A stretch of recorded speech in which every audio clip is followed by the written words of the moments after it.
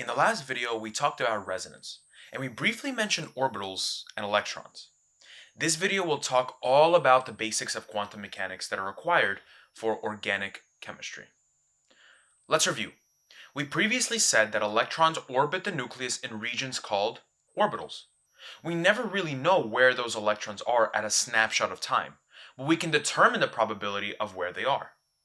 Electrons have the highest probability of existing in an orbital. But how do we classify orbitals? We won't go into the ultimate depths of electron configurations, since this is information you should be familiar with from your general chemistry course. Remember that we classify electron orbitals by the principal quantum number, an integer, and the azimuthal number, either s, p, d, or f. An s subshell can hold a maximum of 2 electrons, or 1 orbital. A p subshell can hold a maximum of 6 electrons, or 3 orbitals. A d subshell can hold a maximum of 10 electrons, or 5 orbitals. An f subshell can hold a maximum of 14 electrons, or 7 orbitals. Do you remember how we know which orbitals are the highest in energy? Chemists like to use this chart with lines going diagonally left and down to show orbitals from least to highest in energy. Let's practice using carbon. Carbon has a total of 6 electrons. Using this chart, our orbital will be 1s2, 2 maximum electrons, and then 2s2, 2 maximum electrons, and then 2p2, the 2 remaining electrons. We filled it this way because of our rules, the Aufbau principle, Hund's rule, and the Pauli exclusion principle. The Aufbau principle states that orbitals with the lowest energy are filled first, like the way we used our orbital chart for.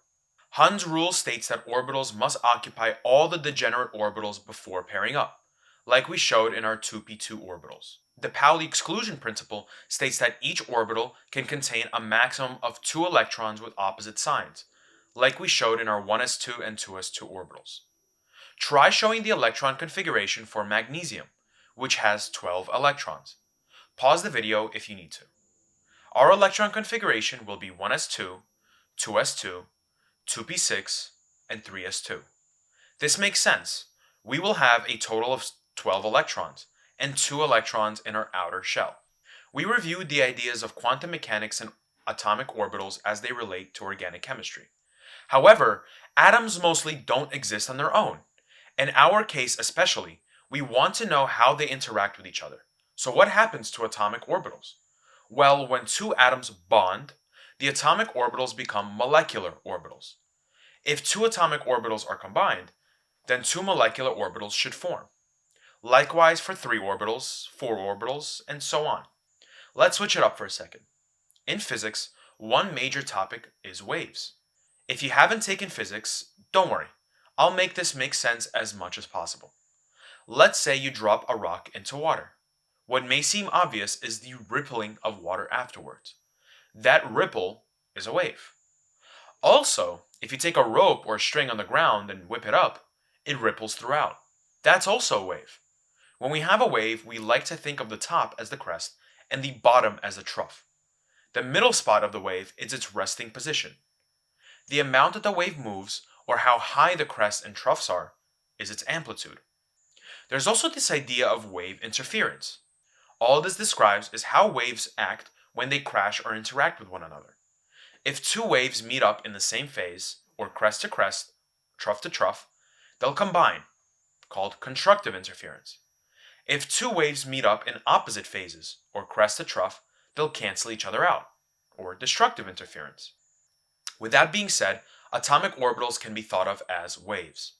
An electron acts as a wave as it orbits a nucleus, which is why we like to think of an electron's location as a probability. We just said that when a bond forms, 2 atomic orbitals combine into a molecular orbital. Just like in ripples of water, the waves meet up either constructively or destructively. If 2 atomic orbitals in the same phase meet, we get a bonding molecular orbital. If 2 atomic orbitals in opposite phases meet, we get an antibonding molecular orbital. Energetically, a bonding molecular orbital is the lowest in energy. However, an antibonding molecular orbital is highest in energy. I like to remember that like this. If I see a friend walking down the street, I feel happy and relaxed. If I see an enemy walking down the street, I start stressing, I tense up, or I'm higher in energy. Also, atomic orbitals alone are energetically between bonding and anti-bonding molecular orbitals. I want to bring up one of the most fundamental concepts in organic chemistry. In the last video, we found out the electron configuration of carbon. We also said a long time ago that carbon likes to form 4 bonds. The problem is, when we look at its orbitals, 4 bonds would mean that one of its bonds, whichever one falls to the 2s orbital, will be lower in energy than the rest. However, we know that all the bonds, if the elements are the same in energy. So what happened? What we know to describe this is called hybridization. When carbon forms those 4 bonds, the 2s and 2p orbitals almost fuse to form what is known as sp hybridized orbitals. All this means is that the 2 atomic orbitals formed a hybrid orbital. There are a lot of changes when hybridization happens, including a change in shape. If carbon forms 4 single bonds, we call the carbon sp3 hybridized. If carbon forms a single double bond and 2 single bonds, we call the carbon sp2 hybridized. If carbon forms a triple bond, or 2 double bonds, we call this carbon sp hybridized. The rule is this: when the bonds form, each separate attachment is an electron density region. So, double and triple bonds don't count as 2 and 3 regions, respectively. Instead, they're 1 region each. So, if you struggle to remember the hybridization names, maybe it'll be easier to remember that the carbon is called sp to the power of region minus 1. For example, 4 single bonds show 4 regions.